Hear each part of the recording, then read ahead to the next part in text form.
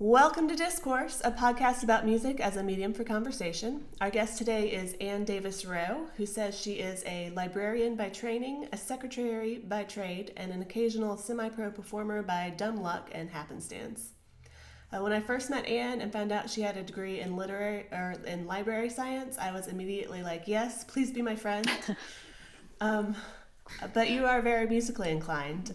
You played piano at a young age, marched percussion, have a killer singing voice, and you perform in musical theater and some cabaret. How did you get started in musical theater? Well, for me, I have a very dear family friend who is basically like my non-biological big sister, and she was involved with dance and theater from a young age, and everything I did had to be just like Jenny. And it just so happens that as we grew up, like we are very similar size and type, down to like bangs and wavy hair and everything. And I was actually her alternate a couple of times in my first dinner theater gig. Oh, nice. Very cool. Well, our theme this week is show tunes. So we're bringing the drama, the good kind of drama, hopefully. So let the show begin. Right. Music starts in 3, 2, 1. This is I'm Going Back by Judy Holliday with Betty Comden, Adolph Green, and Julie Stein. It was released on Bells Are Ringing, the original Broadway cast on Columbia Records in 1956. And tell us about this one. All right. Bells Are Ringing is like my dream show, this role in particular. We did it in my freshman year of high school, but I didn't really fully appreciate it until later when I realized that this role that was written for Judy Holliday by her friends from vaudeville was actually perfectly written for me. That was so nice of them. So it tells the story of Ella, who works at her cousin's answering service. But instead of just answering calls and taking a message, she like answers the way that she thinks the clients would. Like, so for the opera singer, she's like, Madame Grimaldi's, and like, she pretends to be Santa Claus for a little boy who won't eat his vegetables. So like the mom calls and like, so then she gets too involved in the lives of some of her people. So this is the end of the show where she's just kind of fed up with everyone and she's just going to go back to be a phone operator at a brassiere company. Nice. That sounds like a really fun show. It's very silly. They did make a movie with Dean Martin a couple of years after this. So yeah, it's nice. Out there. Was your dream role the lead in this one? Mm-hmm. Excellent. Yeah, because she gets to do all the silly voices. Like there's some dancing, but it's not like a dance. Like it's not a dance role because that's not what I want to do. So it's just a great comedic part. And here we're getting into some of her voices. Nice. Mm-hmm. That would be so much fun to do. Mm-hmm. Oh, there's some French in here too. Mm-hmm.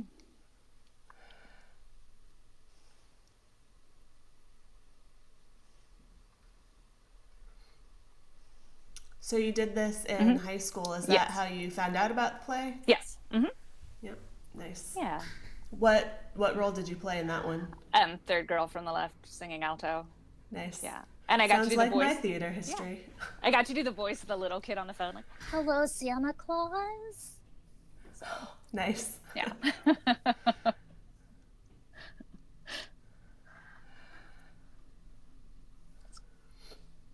Got all those great 50s horns in there. Yeah.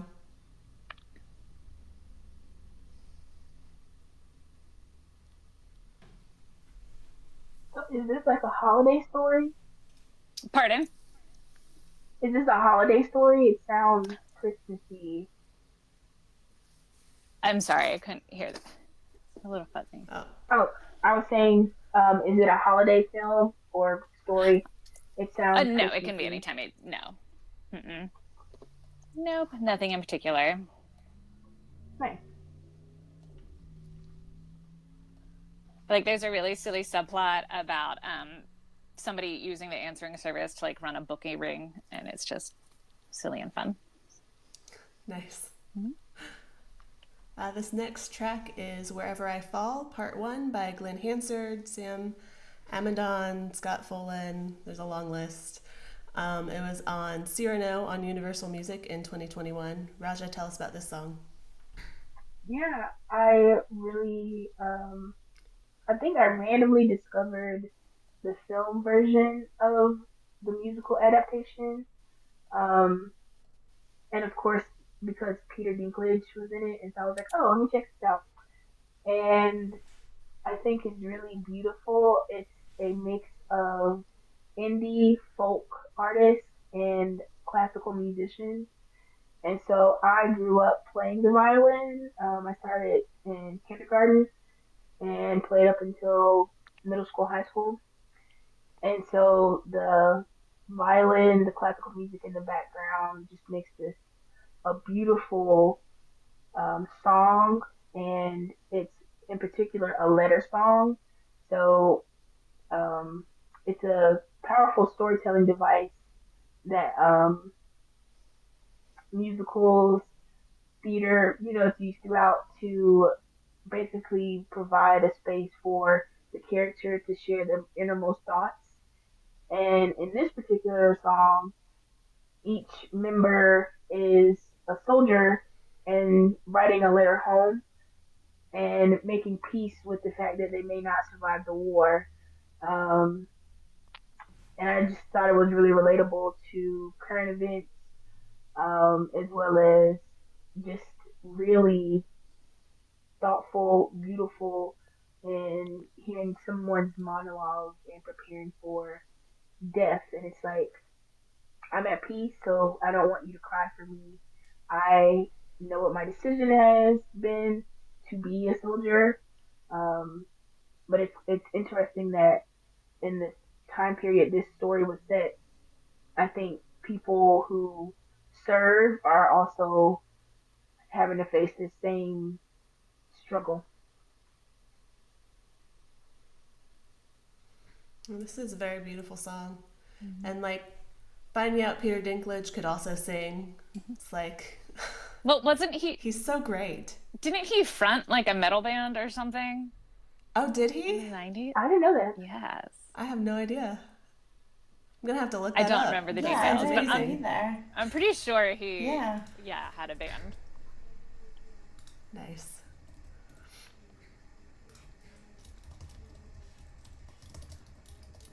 Yeah, this was really good. I'd completely forgotten about this movie until you picked it. I was like, oh yeah, that was really good. Yes. I was surprised. I'm not a fan of musicals. No. That's okay. That's fine. But I still end up enjoying them, so this is an easy first pick.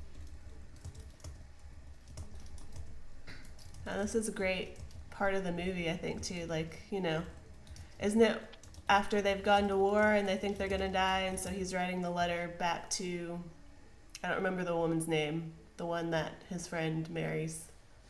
Yes, they're about to go to war, and because they know, I think, they're outnumbered or going up against a larger army, they're kind of like, this might be it, so make your peace, write the letter, and then like rushing to collect everybody's letter to send home.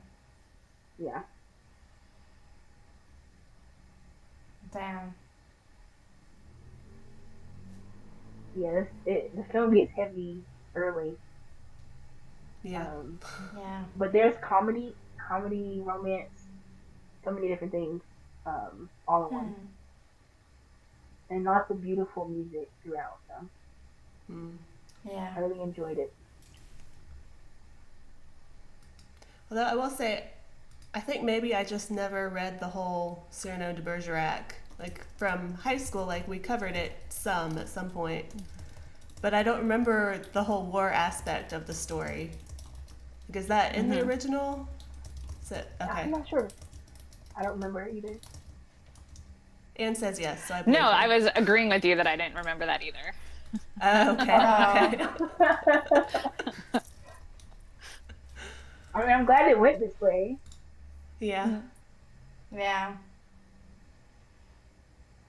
But it makes sense. And it's probably a longer book. Like, I'm sure there's like a condensed version that is what most people are exposed to. But I should look that up.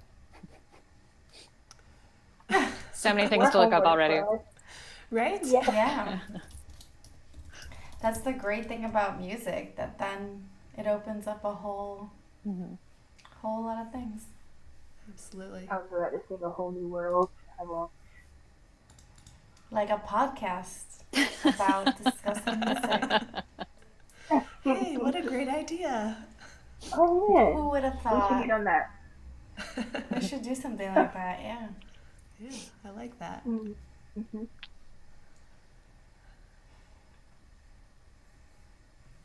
This is beautiful instrumentation at the end too. Mm-hmm. Yeah.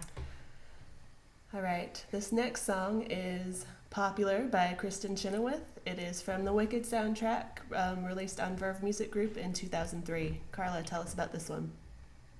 Yeah, so I love Wicked, and of course, since next week the Wicked movie is coming out, which I have a lot of high hopes for, I had to include something.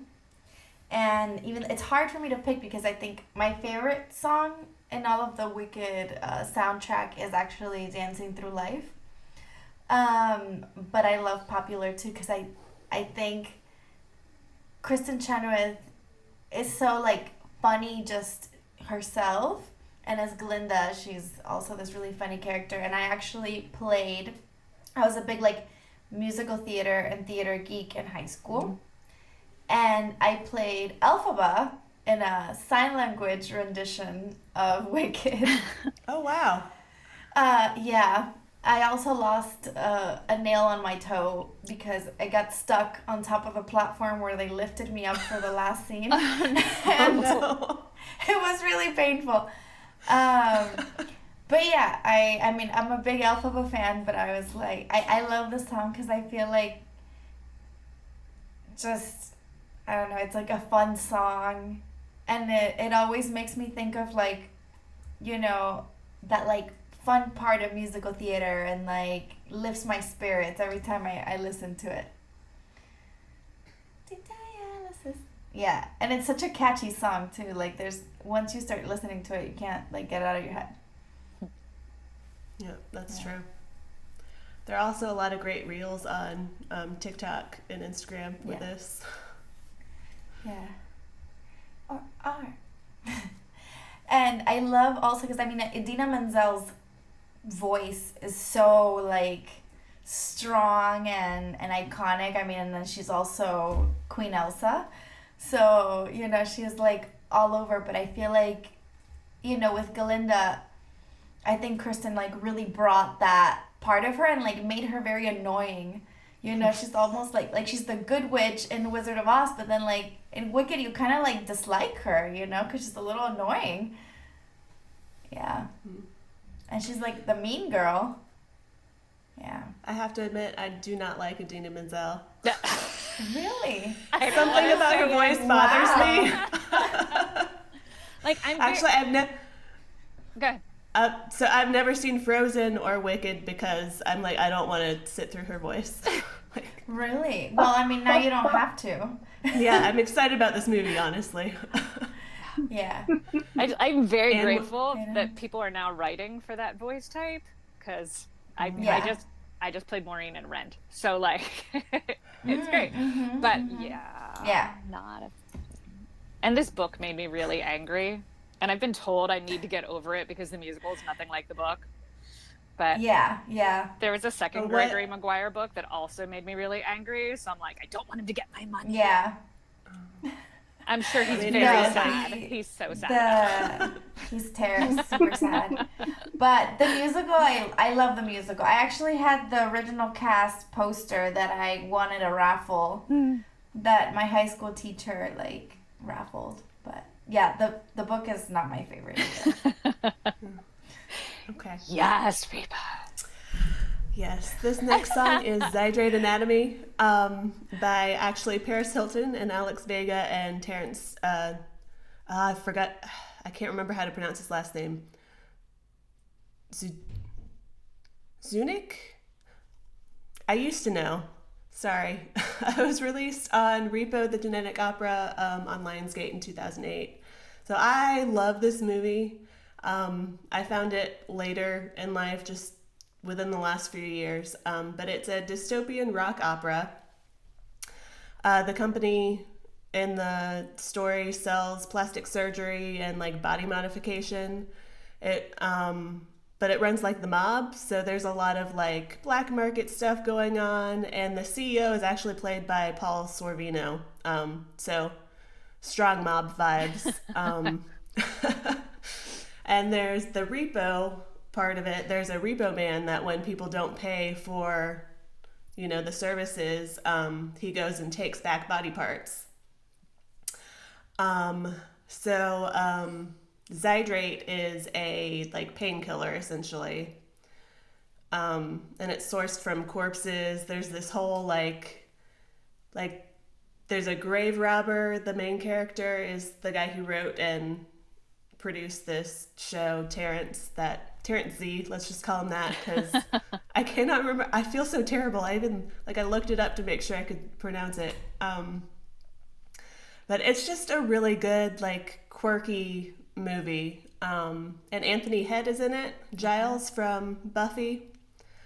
He plays the doctor father of the protagonist. And Paris Hilton plays a spoiled daughter of the mob boss, which fits her persona. And this actually is one of the reasons why I believe that she's smarter than everybody thought she was. I feel like this was a very smart move for her to be in this movie.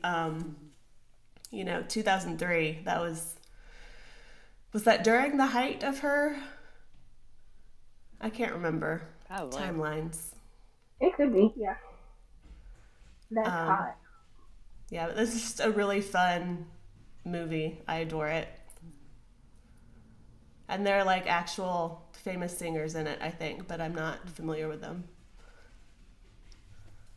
Isn't there someone that you mentioned, Anne? Yeah, was this when they did like the original stage version? It was, now I can't think of her last name, like the original Christine Daae from Phantom of the Opera. Oh, maybe. I don't know. I don't remember. I enjoy musicals, but I'm very ignorant on most of the things, so. I'm like, or was it another weird, odd, quirky little metal show? And now I don't, yeah. Oh, that could be. Nice. I like the way it sounds. Very dystopian. Robotic and grungy. Yeah, I love that aesthetic. Mm-hmm. Mm-hmm.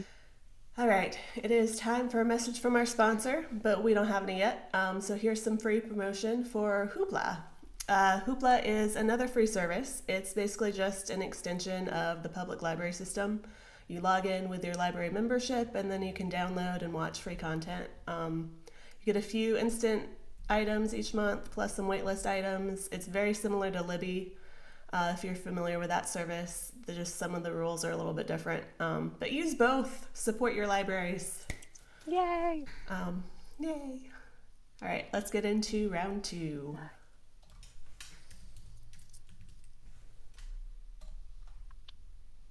Here we go. All right. This is Evening Prayers by Molly Ranson and Marin Mazzie. It is from Carrie the Musical premiere cast recording on Michael Gore Songs 2012. Mm-hmm. Anne, tell us about this one. All right. So Carrie was originally a musical back in the early 80s, and it was known as the biggest Broadway flop of all time. It ran for 5 whole performances. This is after it had been over on the West End in London. So it had a very fraught history. So it was retooled for 2012. And the original is there are videos floating around from the 80s that you can still find. And it's definitely a cult thing. But apparently the costumer was told that because it was set in a high school, it needed to look like Grease. So they're like in togas as opposed to like Grease the musical, like high school clothing. That's just nice. One of many, many issues with the original 1980s production. So for 2012, they definitely fixed some of those, made it a little more cohesive, a little less crazy.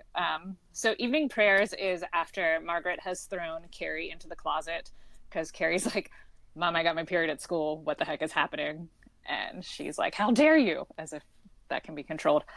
Right. I mean, but some men think it can be. That's very true. But this is one of the first. Yeah. This is like the second or third time we see her actually get to use her telekinesis as she like trapped in the closet. It's coming up here right in the song. So I actually got to play Carrie twice in my mid-30s. So, you know, that's random. And I'm like 5'8" and in my mid-30s playing this, but, you know, whatever. And so from here it goes into, you know, like she like makes a cross fly on stage, which was always kind of terrifying because I'm like, what if I screw this trick up?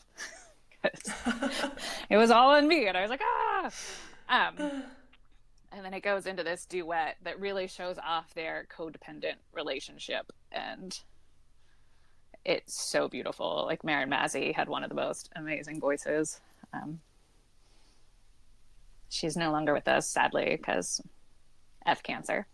But this is like, she really made Margaret a full character and not just a caricature. So, yeah. Yes. Nice. Yeah. And the show will always have a very special part in my heart. Yeah. Can we talk about your engagement? I was going to say. Yeah, so the first time I played Carrie at opening night curtain call, my now husband came out and proposed. Heather, you were there, right? Yep, I was there. Yeah, that was terrifying. Then I went in the back and had a minor panic attack. Oh no. Yeah, that was terrifying. Very on script though. Well, our tech director was like, "Do you want to wash your hands before curtain call?" And I'm like, "Why? Everybody I touch is bloody." Yeah. So that was. But our director, who's a good friend, added a special little bow for me at the end. That way, that's when Hampton would come out. So after that, he's like, "You don't have to do that anymore." I'm like, "Oh no, I'm taking that last bow." Aww. Yeah. So yeah. Oh, also another Carrie reference. At my wedding, it was on Halloween. We did costumes, and you came as Carrie, and for the reception, did blood all over. It was amazing. Yes, because this first time I did it, I had 2 dresses for the prom, one of which was painted in blood. So I wore the overdress for the ceremony and the start of the reception, and then I went out to the car and poured blood over myself with the other dress. Wow. So we are dedicated to a these theme. Pictures. Yeah. I want pictures. Because Real. this is the second time we have a wedding reference. Right. And Yes. I have no receipts. I know. Well, on my shelves of chaos back there is my award from the wedding. Oh, you still have it? I do, yes. Oh. I'm honored. All right, this next song is Cards Never Lie by Beyonce, Radiga, and Wyclef Jean. It was released in MTV's Hip Hopera Carmen, MTV Network's Sony Music 2001. Raja, tell us about this one. Yes, this film actually scared the crap out of me. I'm not sure when I watched it, but it came out when I was in first grade. So if I saw it then, that might not have been the best. But this scene in particular, looking back, is funny. But this was kind of like at the climax where Carmen, Beyonce's character, finds out her future, which basically has death in it. And she has like a complicated relationship with her boyfriend.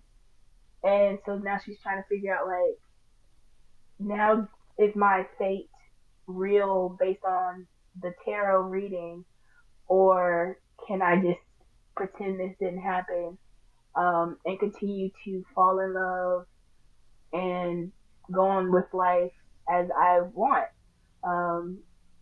But Rod Digger coming in and telling her not to listen to the tarot reader because he's too young is just so funny to me. And it also made me think of how a lot of rappers and music artists cross over into acting in Broadway and in film. And so there's just so many different things here. Um, and I love the play of common like hip hop themes in opera and the theatrical revisioning of Carmen. Um, so just like questioning self fulfilling prophecies essentially and relationships. Just a whole bunch of things going on in this film. Mm-hmm. And of course, lots of good singing and rapping. Mm-hmm. Yeah, I had no idea this existed. Also, couldn't find it on streaming anywhere. We had to pull it from YouTube. And Beyonce looks so young. She is. I have a vague sense memory of it. Yeah. I'm also hearing this for the first time. But it's nice. All right, this next song is Where You Lead, I Will Follow by Carole King. It was released on Love Makes the World on Rockingale Recordings in 2001. Carla, tell us about this one. Well, I hope you do like Carole King. Yes. Well, I mean, this is just when we were talking show tunes, I was going straight into like all the musicals I love, and then I was like, wait, I need like actual like if I have a show tune that I can always remember is the Friends like intro song, and then the Gilmore Girls intro song. So this was one of like, I remember moving to the States, not speaking English, and then like those were like the two songs that I always could like sort of listen to and know. Mm-hmm. And I don't know, Gilmore Girls is one of those shows that I feel like it's one of the first times that I saw like my family dynamics on TV that weren't like the perfect family, or because I had a single mom growing up, and so it was like, oh, I could see myself as like Rory and my mom totally being a Lorelai. Yeah. And I will accept Gilmore Girls as a musical because there's so many music references in it. Yeah. In a day in the life, in a year in the life, like Carole King makes like several appearances. Yeah. Oh. And they have a musical in that one. Hmm. They make a musical about Stars Hollow. Huh. So, yeah. I know I've seen And it, but now I it's don't on remember Netflix. that. Oh, nice. Yeah. Now it's on Netflix too again. So there's like a whole generation of people like coming into Gilmore Girls. And I've always loved the way that like the writers write Gilmore Girls, because they like the show got a lot more in it because of how fast they speak. And they do the same thing for Marvelous Mrs. Maisel because it's the same same people. So I always love seeing that, I love both shows, but it always infuriates me because the leading women always make horrible decisions about men. Yes. Like, why? Yes, agreed. Why did you do that? Mm-hmm. Yes, Or the I plot. actually was brushing my teeth the other day thinking about when like Lorelai left Luke to marry Christopher. I was like, why would you do that? Yeah. Why? No idea. Like, No idea.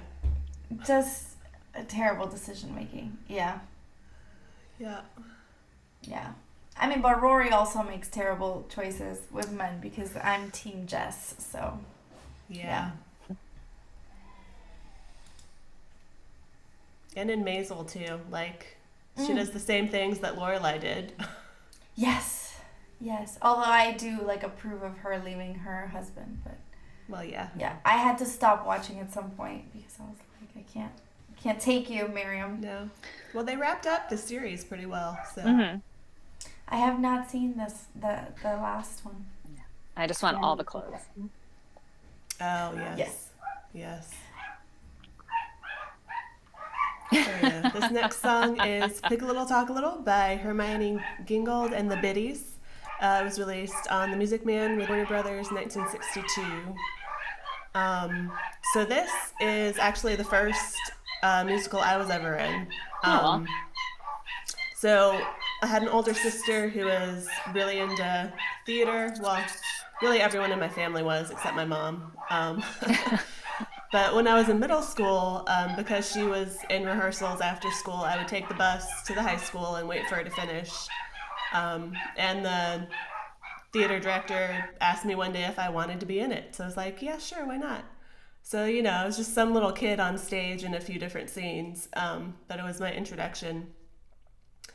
And I mean, this is one of those musicals that, is like a staple for most people. So it does a really good job using vocals as like environmental textures. Like the opening scene is a bunch of salesmen on a train, and like the cadence of how they say things, it makes it sound like they're on a train, which I really like. It's kind of like a recurring element in the show. Mm-hmm. Although it does have some problematic things in it overall, like most stories that are staples in our culture. So basically, it's about a con man who comes to town to sell musical instruments to all the families and then bail last minute. So ultimately, he gets caught, but then he still gets the girl and has no consequences. And the leading lady lowers her standards. So the librarian leading lady. Yes. So, I mean, yeah. This is like the premise of every love story that we've seen up until maybe Nobody Wants This, where the leading man is actually worthy. I don't even know what that one is, so. Oh, you have to see it. It's good. It's about a podcast host. Oh, nice. Okay. Who falls in love with a rabbi. Interesting. All right, it is time for a production note. This course is produced in partnership with Hey Awesome Girl, a full-service marketing and creative studio on a mission to help female entrepreneurs build and grow companies that empower their lives. Become a part of their awesome community by visiting heyawesomegirl.com/grow. All right, let's get into round 3. This is Wicked Little Town reprised by Iota and Blasey Best. It was released in Hedwig and the Angry Inch. I can't talk suddenly. This is the original Australian cast on Showtune Records 2006. Anne, tell us about this song. All right. So I was a bad theater kid and did not know Hedwig and the Angry Inch until I was asked to do it 2 years ago by a friend. I knew it was a lot of like gender bending, and I didn't really know like the part that they asked me to do. I was like, am I appropriate for this? Like I felt like I was taking it from somebody else. I have now seen The Error of My Ways and I'm in love with this show. The movie came out like right after I had graduated college, so like I was waiting tables and working at a theater, so like I missed it somehow. So this song comes at the end. So the show is basically Hedwig's one-person show. And it's like a 90-minute short little cabaret type piece. Hedwig is a character who has gone through a lot in their life, from being born in communist Berlin to moving to the States for a soldier who was going to rescue them, but only if they had a sex change.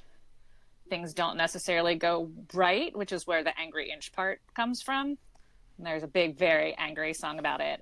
But this song comes toward the end of the show where Hedwig and their partner Yitzhak, which is the character that I play, have both had kind of emotional catharses. And at this point in the show, it's great because, well, Yitzhak spends most of the show just sitting on a stool, bringing Hedwig props and singing backup songs.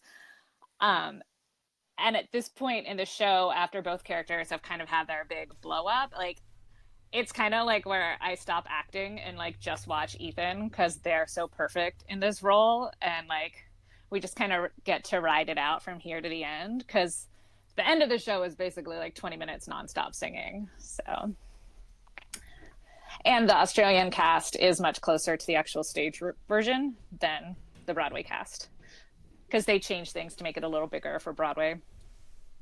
That makes sense. But yeah, this is one of those shows that I knew of for a long time, but never actually saw until you were in it. So it was great to finally see it. Yeah, I feel like it's one of those, the movie I feel like I saw clips of on late night TV off and on for years, but never actually watched. Yeah. This is new to me, but I want to check it out. With the vocals on this song.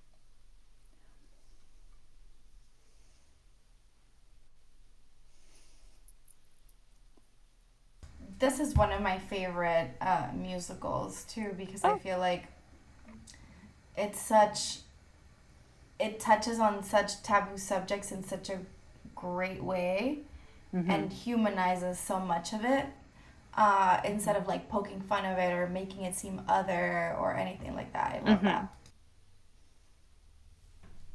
Absolutely. This next song is Mama Will Provide by Alex Newell and Once on This Island Storytellers. It was released on Once on This Island Cast album LLC 2018. Raja, tell us about this one. So I first heard this number on YouTube. I forget what I was looking at. But I knew of Alex and just her powerhouse voice. And so when I saw this song, I was like, oh, I need to look up and see if I can see where it comes from. And so Once on This Island is about, or similar to me, to like a Caribbean Little Mermaid, but with more of the cultural aspects of the Caribbean and personifying Mother Earth. And Mother Earth, her name is Asaka, and that's Alex's character. And so Mother Earth is essentially telling the protagonist, um, I'll provide everything you need from food, and I'll also help you with the sun to keep you going. Just symbolizing how, in like a lot of Caribbean culture, Mother Nature does provide the things that you need, and symbolizing how nurturing Earth and nature is, as well as resilience. And a main staple of the actual play itself was the stage they created with a bunch of mirrors, so the audience could kind of feel like they were experiencing a hurricane as it happened to the characters on the stage. And so it was set up kind of like a circle, and you could see all the different angles of the storm, the characters as they interacted with the set and with each other. So I think that was the first time I've seen a play set up that way. So many new things for me, but also familiar because it reminded me of Little Mermaid, which was one of my favorite films. And just the island vibe. It's like warm and sunny, and what I think about when I think about nature and Mother Nature. So very warm and vibrant. Nice. I know nothing about this play, but it sounds great. I think as I get older, I'm more drawn to things that kind of personify nature. There's something that I am very drawn to these days. I forget what we were listening to the other night at dinner, but Hampton thought Once on This Island and some other show were like the same show, and they were like, absolutely not. Like one was like super white and like white angsty boys, but I don't even remember what the title was now. Oh. I'm like, oh no, honey. I'm like, we need to listen to Once on This Island.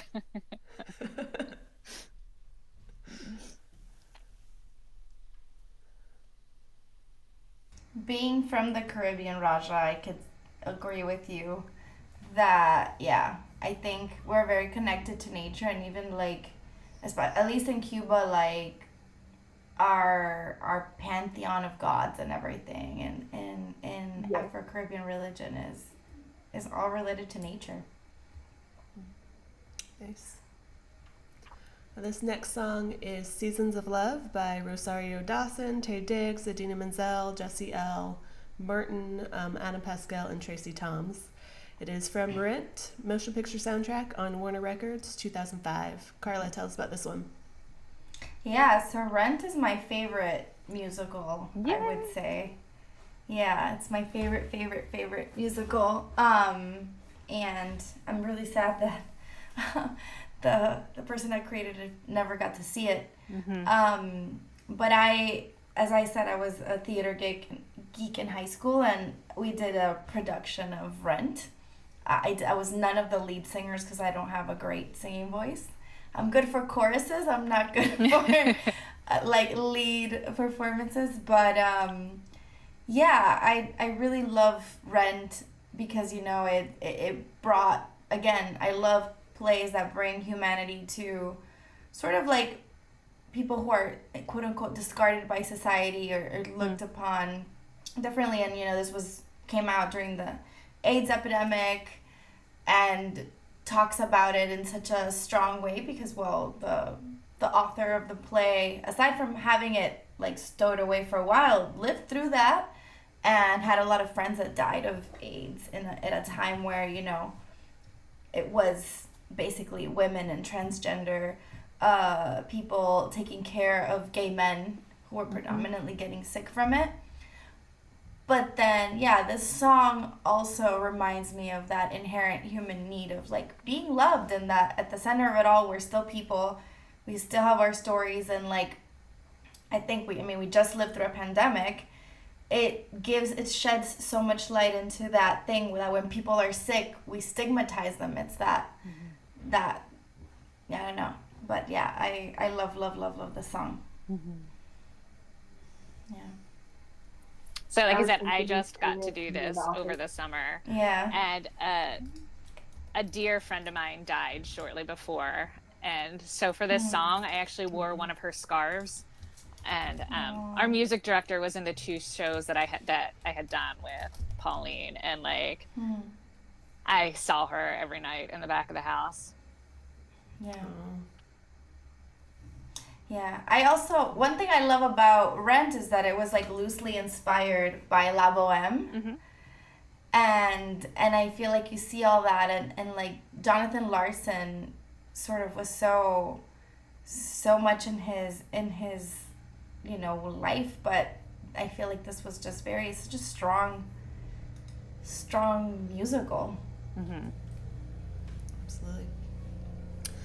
All right, this next song is The Internet is for Porn by Stephanie D'Abruzzo, Rick Leon, Avenue Q Ensemble. It is from Avenue Q on BMG Music 2003. So I love this musical. It's hilarious. If you're not familiar with it, it's basically a parody of Sesame Street, but it has adult themes everywhere. Basically, it's like young people struggling post-graduation. One of the reasons I might connect with this so much is one of the tracks is called What Do You Do with a BA in English? Yup. Which is very relatable. Same. So relatable.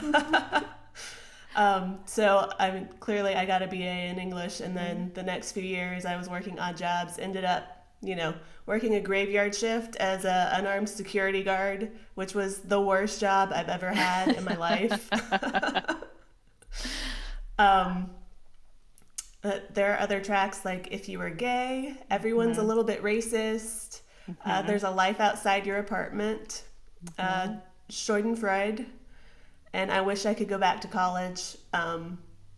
It just, all of it cracks me up. I was able to see a local version of this years ago. I can't even remember what year it was. But it was fantastic. And this song in particular feels very, you know, accurate.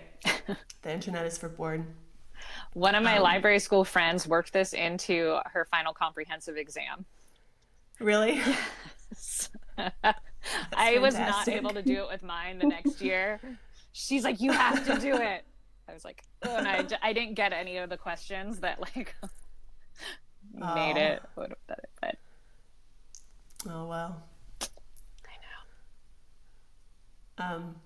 One of the lines toward the end of the song is, "Grab your dick and double click for porn." So there's a lot of. This is a very inappropriate show for a lot of people. So. Very straightforward. Yep. I love Sesame Street, so adding this to the list to check out. Yeah. I mean, you can't go wrong with Muppets singing about porn. Like. And my girlfriend who lives in Canada, that's one of my favorites too. Oh, yeah. Yeah.